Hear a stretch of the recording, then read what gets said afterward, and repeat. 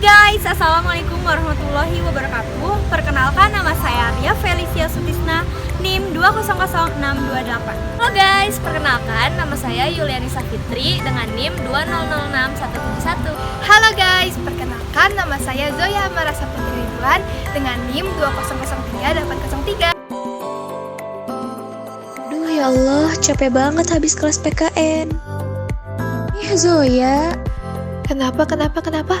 Ini bentar, tadi Ria ngechat aku, dia lagi di taman. Apa kita susulin aja yuk? Oh, yuk. Joy, nanti sama Ria kita diskusi materi mata kuliah PKN tadi. Ayo banget kita diskusi bareng. Ria. Halo Ria.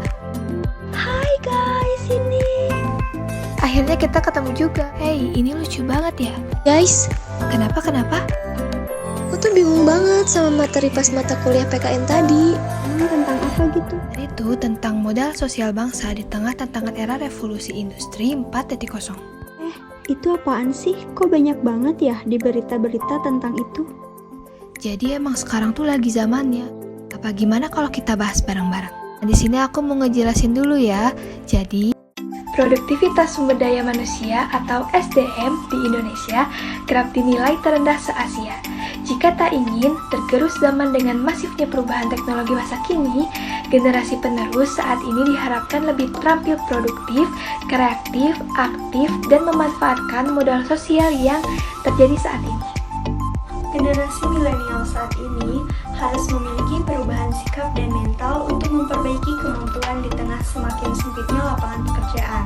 Lapangan pekerjaan ini akan diambil alih oleh sistem dan teknologi informasi yang kian maju, seperti yang saat ini terjadi pada negara maju yang kadar digitalnya sudah lebih dari 90%, seperti Jepang, Korea, Amerika, Singapura, mengakibatkan kesempatan kerja semakin susah. Pada saat ini, Indonesia juga akan dihadapkan pada permasalahan yang sama dengan negara maju lainnya. Secara demografis dan sosiologis, datang tantangan baru. Pencari kerja jumlahnya melimpah. Sekarang, kita bisa mengetahui banyak hal hanya dari telepon genggam. Seperti kapan pesawat keberangkatan kita misalnya.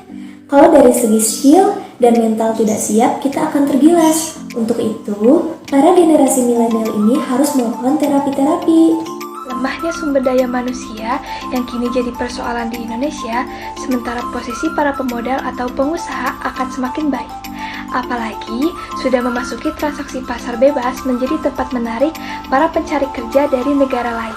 Untuk itu, generasi saat ini tidak hanya bisa bereaksi, tapi terus harus mengasah keterampilan menjaga kesehatan fisik.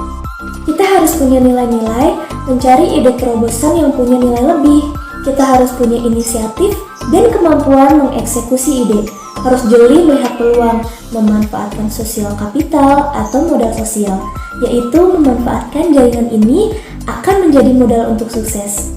Menurutnya, arus utama perkembangan industri bisa dihadapi dengan menggunakan pendekatan ilmu agama Islam yang berbasiskan teknologi seperti arah revolusi industri keempat tersebut. Bagaimana etos kerja dalam Al-Quran yang perlu diangkat, apalagi dalam Islam. Bahagia dunia dan akhirat bisa dikejar oleh ilmu.